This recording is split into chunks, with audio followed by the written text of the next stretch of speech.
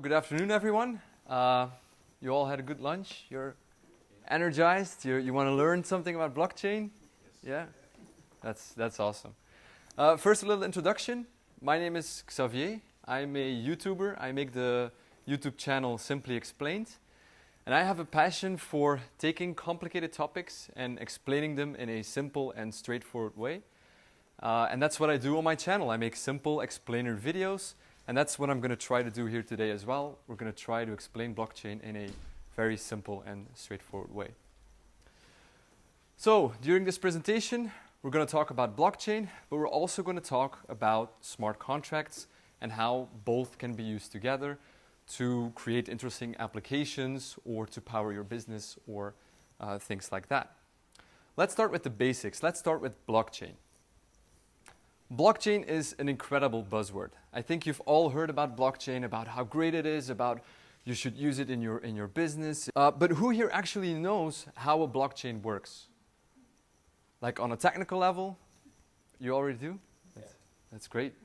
But most people, they don't really understand how the technology works. So that's what we're here for today. Now, blockchain, of course, it all started when Bitcoin was introduced. And it's important to note that blockchains and cryptocurrencies like Bitcoin and Ethereum are not one and the same thing. In fact, cryptocurrencies are built on top of a blockchain. So that raises the question, what's this underlying technology? What's this blockchain thing, and why is it so special to cryptocurrencies? Well, I took a definition off the internet, and the internet says that a blockchain is an open distributed ledger that can record transactions between two parties efficiently and in a verifiable and permanent way. What does that mean? Well, there are three keywords in this definition that I'd like to highlight, and that is distributed ledger, transactions, and permanent. Let's go over each of these three, and let's start with transactions. When I hear the word transaction, I think about trade. I think about people buying something in the store. I think about companies buying, selling goods amongst each other. And when I think about trade and transactions, I also think about bookkeeping. When we go to the store and we pay for something, we get a receipt. And there's also a record of our payment in our banking app. We can see there's a statement, you've purchased this at your local store. I'll give you a few examples of bookkeeping and why it's so important. Everyone is doing it these days. We're doing it personally, businesses are doing it, but also banks are doing it. Banks are keeping track of your money. They keep track of how much money you have, how much money you get each month, where you spend your money. They keep track of money. I mean, it's so logical. Governments also keep a lot of records. They keep track of who lives in their country, who owes taxes, what benefits you get. But the problem, these are just two examples, by the way, but the problem with bookkeeping is that it's usually very centralized. There are just a handful of banks in each country, and there's hopefully just one government in each country. And that means that we have to trust these central authorities. We have to trust our bank that they will keep our money safe. I mean, have you ever wondered what would happen if the bank would lose track of your money? That would be a disaster. It would be better if they lost track of how much money you owe them, your loans, if those would disappear. But, we have to trust these central authorities. And that is something that a blockchain can solve. So let's go back to our definition and let's highlight distributed ledger. What is a distributed ledger?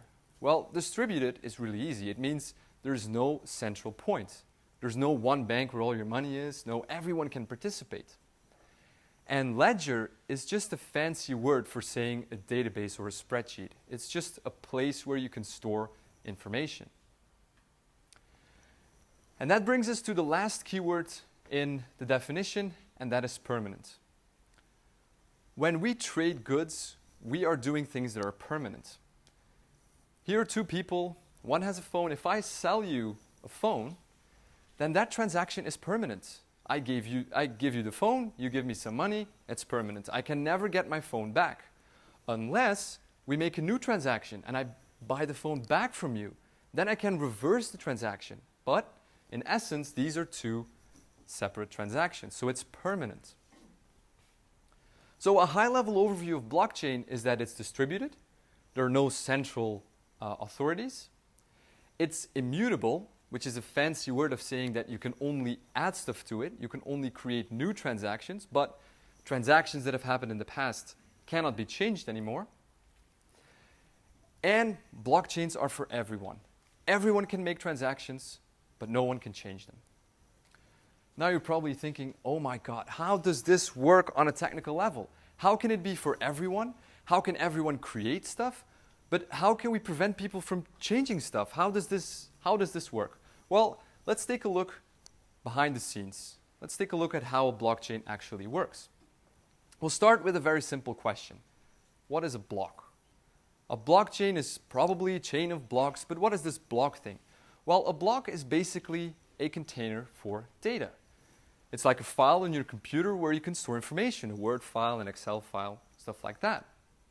And each block can contain three things. It can contain data, any data that you want. It contains a hash, and it contains the hash of the previous block. So let's take a look at these three, and let's start with data. What data can a blockchain contain? Well, in case of Bitcoin, it contains transactional data. And transactions are from someone, they go to someone, and therefore a certain amount. But if you want to use a blockchain to store important files, for instance, then your blockchain would contain your file name. It would contain the size of your file, who has created it, when it was created, when it was last changed, all of that kind of stuff. A block also has a hash, which is like a unique fingerprint. It uniquely identifies this block. And the way we get this hash, this gibberish that you see here on the screen, is we take everything that's stored inside a blockchain, we run it through what's called a hash function, and then we end up with something like this. And an interesting property about this is that if you change something inside your block, just one character, the hash of the block changes completely. So, you can already think how this can be used to detect changes and to prevent people from changing stuff. And then each block contains the hash of the previous block. And this effectively creates the chain of blocks because each block points to the block that went before it. So let's take a look at a very simple example. Here's a blockchain of 3 blocks. Block number 1, 2, and 3. Let's take a look at their hashes. We'll start with block number 1. Block number 1 has a unique hash. It's 1Z8F in this case. And because it's the first block on our chain, it doesn't have a previous block, so we just set it to 0. Or whatever, empty, 0, doesn't matter. Block number 2 also has a unique hash. In this case, it's 6BQ1. But this time, block number 2 says, hey, the block that went before me, its hash is 1Z8F. So it points towards the block that went before it. The same thing goes for block number 3. It has a unique hash, and it points towards block number 2 as being the block that went before it. Now let's take a look at what happens when we try to change something inside a block. Let's say we're a hacker and we want to change block number 2. In block number 2, there is a transaction that says you received 0.1 Bitcoin. And I want to change that. I want to say, well, it wasn't 0.1, it was actually 100 Bitcoin that I received, which would make me very wealthy. Well, if I do that, the hash of the block will change because, again, this hash function has calculated it based on what's inside the block. So in this case, the hash is now H62Y. And now block number 3 has a problem because block number 3 says, hey, the hash that went before me, the block that went before me should have the hash 6BQ1, but it's actually something completely different. So something is not right here. We have broken the chain. Now, I hear you thinking, well, this is very easy to solve. As a hacker, I just move along to block number 3. I change block number 3 as well. And ta-da, I have a fully valid blockchain again. And you would be correct. That's indeed a way you could cheat the system. However, there are 2 security mechanisms in a blockchain that prevent this from happening. That is a consensus algorithm and a peer-to-peer network. So let's start by taking a look at consensus algorithm. When Bitcoin launched, and still today, it uses the consensus algorithm called proof of work. And basically, this is a cryptographic puzzle that your computer has to solve whenever it wants to put a new block on top of the chain. And this puzzle is engineered in a way so that it always takes around 10 minutes of time for your computer to solve it. And this process is called mining. You've probably heard about mining and how they create Bitcoin and stuff like that. So it means that if we start out with one block on our chain, 10 minutes later, block number 2 will be created. 10 minutes after that, we'll have a third block, and so on and so on and so on. So we are creating blocks on a very steady interval, every 10 minutes in the case of Bitcoin.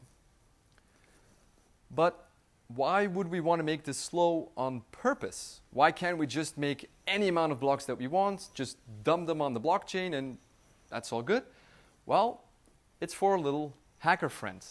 Let's take a look again at what happens now when he tries to change something inside block number 2. When he changes something, the hash changes, it breaks the chain, we've seen this before, but to make the block valid again, he has to resolve this cryptographic puzzle. And this puzzle takes him 10 minutes. He needs 10 minutes to solve the puzzle. After 10 minutes, he moves on to block number 3 because he has to make his chain valid again. And he starts this process again, which takes him again 10 minutes. But while he's solving this puzzle, the rest of the people have already added a new block. So the idea is that the hacker will always run behind. He will always run at least one or more blocks behind the rest of the people. So he can never outrun the creation of blocks and he can never successfully cheat the system. The second thing that secures a blockchain is a peer-to-peer network. I've said there are no central authorities in a blockchain. Well, that's where the peer-to-peer network comes in. Everyone who wants can join this network. If you have a computer, you can download the Bitcoin software and it will grab a copy of the entire blockchain. Every transaction that has ever happened on Bitcoin's blockchain will be downloaded to your computer. And when someone comes along and he creates a new block, he will send it to everyone on this network. He will say, hey, I have a new block, there are transactions in it, here it is. And each node on a network individually will verify that block. They will look, did you do the proof of work? Did you solve the puzzle? Is it correct? Do the transactions inside your block make sense? Maybe you're spending coins that you don't have. That's not possible. So they're verifying this, and when everyone says, okay, this is valid, they add it to their own copy of the blockchain. So together, the nodes on this network, they create consensus. They agree about what's on the blockchain and what's not on the blockchain. So when someone comes along to try to cheat the system, they will notice that. They will see, hey, yeah, but you're trying to steal coins, you're trying to spend more coins that you have, and they will just ignore him. They'll say, yeah, but we all agree that that's not the true version. That's not really what happened. So we just exclude you from the party. So these two together are what make a blockchain really so secure. It's a peer-to-peer network and the consensus algorithm. In case of Bitcoin, that is proof of work. So this means that we don't have any central authorities anymore. Everyone can become a part of a blockchain's network. Everyone is equally important. There is no one with authority in this case. And it also means that we don't have to trust these central authorities because they aren't there in a blockchain. Now, I've talked about proof of work, and I just quickly want to mention that this is just one of the consensus algorithms that are out there. Proof of work is known to be very wasteful with resources. You've probably seen Bitcoin mining farms like this one in Iceland, and you probably know that it uses enormous amounts of electricity, but proof of work is just one of them. So if you want to learn a bit more about other consensus algorithms, then we can talk about this in the questions afterwards. But now, how can we use a blockchain? Well, a very obvious use case, cryptocurrencies. Bitcoin is out there, Ethereum, Litecoin, and in fact, there are hundreds of cryptocurrencies right now out there who are using blockchain to store transactions, just because it's so safe and it's so secure. What about other things? Well, we could use it as a notary, for instance. A notary is someone who can validate when a certain document was created. He also does other things, but this is one of the things that he does. So for instance, a patent, you can give that to a notary, and the notary will say, okay, I vouch for this. On this date, you had this patent. Well, we could use a blockchain for that. In fact, there's a service out there called stamp.io where you can take an important document, you can put it on there, and you can choose what blockchain you want to upload your document to. And then if there's ever a dispute later in the future about when this document was created and how can you prove it, blah, blah, blah, then you can say, well, just look in the blockchain. No one can change it, and at that point in time, I had that document. That's my patent, or that's my contract, or whatever important document you have.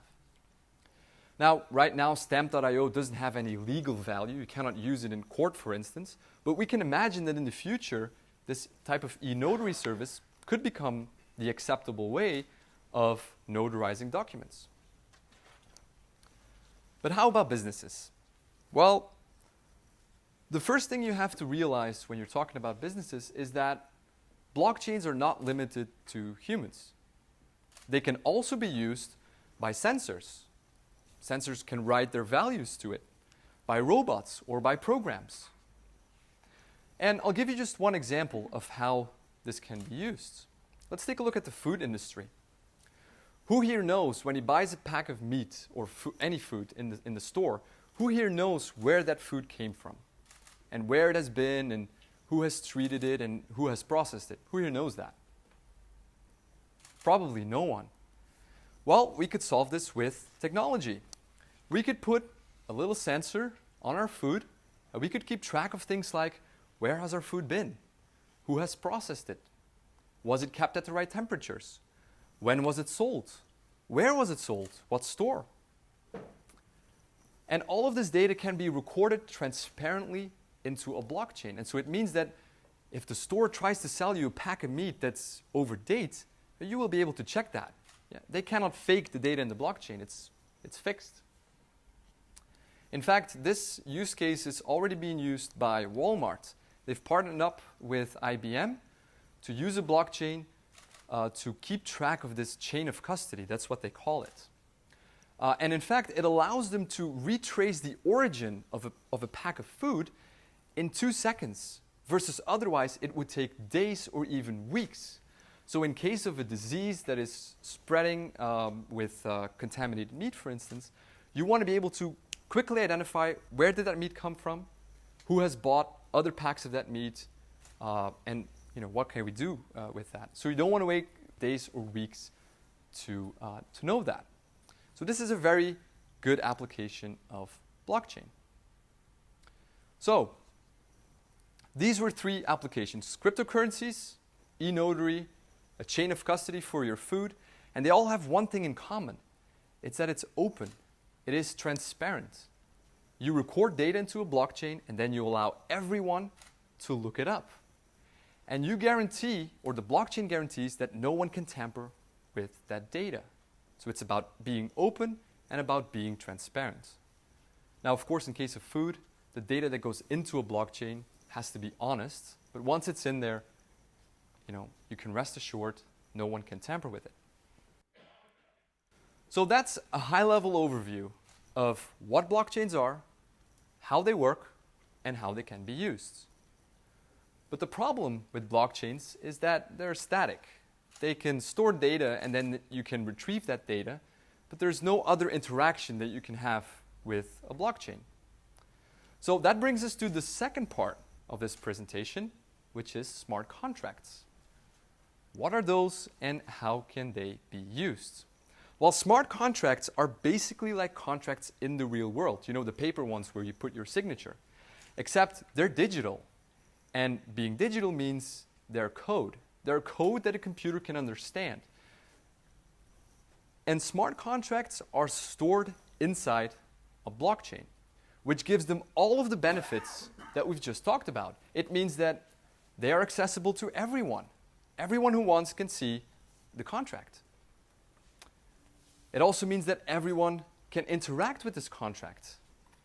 Everyone can run it. Everyone can verify the conditions of the contract. And there is consensus about the outcome of the smart contract. So if I create a smart contract that calculates 1 plus 1, then everyone on the network will agree that 1 plus 1 equals 2. And if someone comes along and he says, yeah, but on my case, my computer said 1 plus 1 equals 4, then the others will say, yeah, but we verified ourselves. So 1 plus 1 is still 2.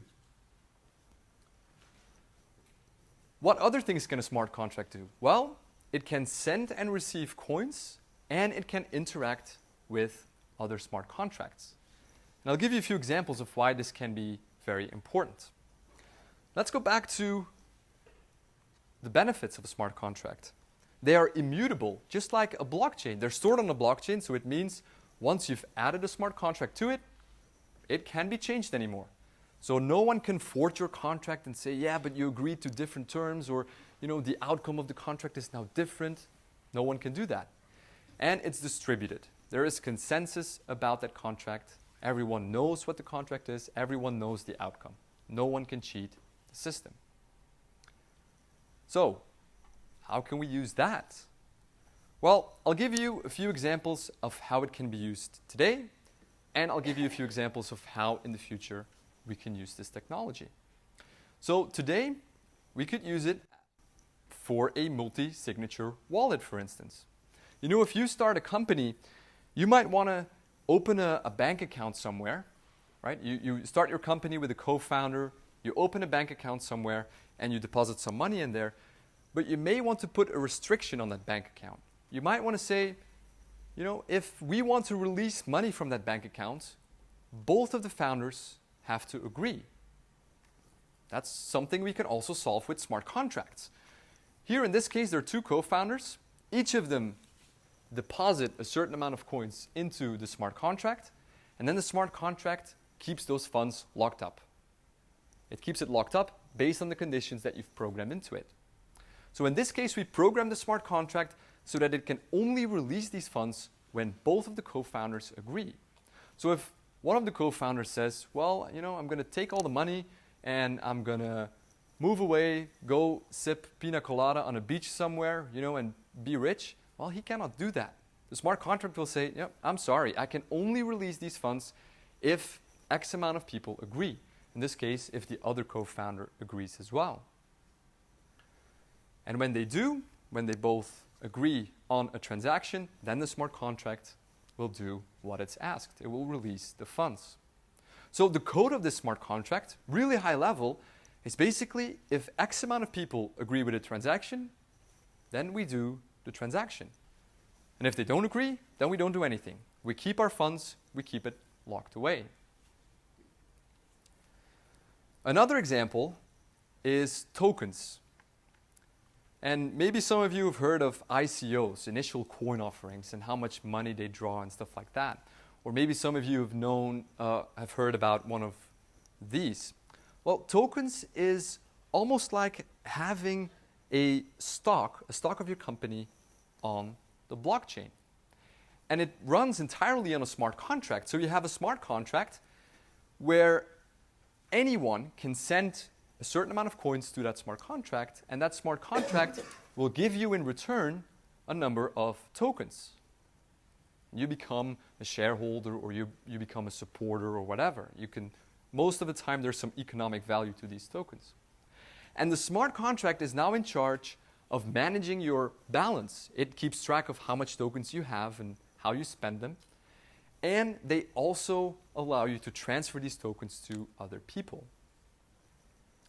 So these are two examples of how smart contracts are being used today. But how can they be used in the future? Well, I'll give you just a few examples. Crowdfunding. Who here knows Kickstarter or Indiegogo? You've probably, yeah, right. The idea is very simple. If I'm a product team and I want to raise money to develop my product, then I can set up a campaign and I say, well, I need at least X amount of euros. And then people can contribute to my project, and then ultimately in the end, hopefully, it gets funded and then I get my money.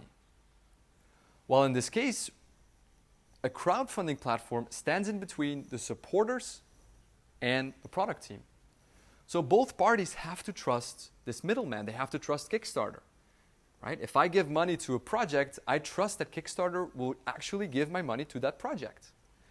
And if that project doesn't get funded, I trust Kickstarter to give me my money back because, yeah, you cannot give it to the team.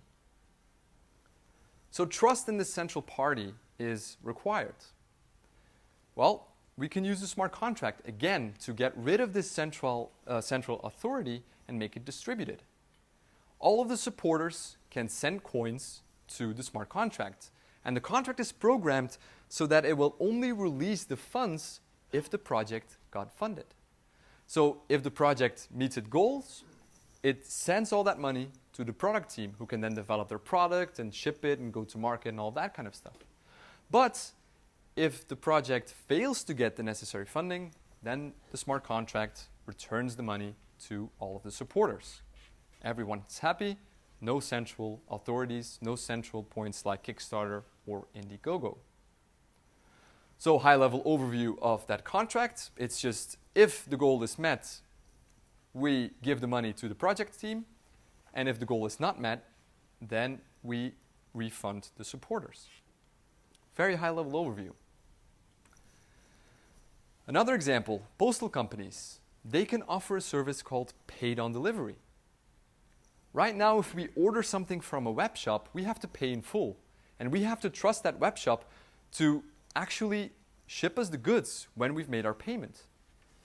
Well, we can use a smart contract to solve this. Instead of paying directly to the web shop, we pay to the smart contract. So that way the money is out of our reach. We cannot get that money back. That web shop now can verify that the money is there. They can say, did you really pay? Oh, okay, I can see the money is on hold. I'm sure that I will get my money if I send you the package. They then send you the package, and then we can program the smart contract to automatically release the funds to the web shop if the package is marked as being delivered, if it has your signature, or we could use a GPS tag and put that into your package. So when it arrives at your doorstep, the smart contract is notified and it releases your funds. Last example I want to give is a music service, something like Spotify or Apple Music. They could be decentralized as well. These platforms basically connect listeners to artists. And every month you pay your membership fee. In case of Spotify, that's $9.99 a month. And then at the end of the month, Spotify takes your $9.99, takes a small cut, and then it distributes the money to the artist that you've listened to. Well, we can use two smart contracts to do just the same thing. One smart contract receives your membership fee. You pay your $9.99 to that one smart contract, and it collects all of this money from all of the users.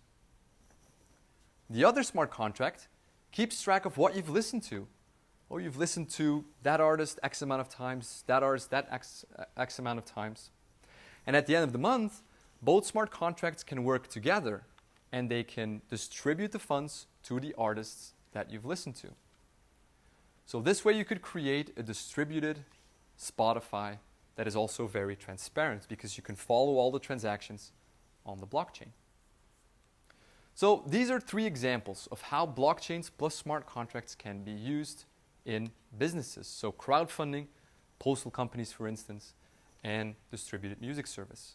But I'm sure that by now you might have your own ideas, or you might think like, oh, maybe I can use it like this or like this in my business. So those are smart contracts. And that brings us to the end of the presentation. So let's summarize. We started out by looking into blockchain. What is a blockchain? What's a block, and how is the chain between blocks created? We also looked at the properties of a blockchain, the fact that it's distributed, the fact that it's immutable, and that it's open for everyone. We also looked at security and how it can be attacked, but also how it prevents attacks, how it makes the life of a hacker, really difficult. We looked at smart contracts, what they are, how they work, where they're stored, how they can be run, And we've seen a few use cases of how you can use a blockchain and how you can use blockchain plus smart contracts. So that brings us to the end of the presentation. If you want to learn more about blockchain, about consensus algorithms, about general tech topics, be sure to subscribe to my YouTube channel. It's called Simply Explained. Or you can also follow me on Twitter or on Facebook. I'd like to thank you for coming out and for attending the talk. And if you have any questions, then feel free to ask, and then we can discuss, and I'll try to answer them. Yeah. Thank you. Yep.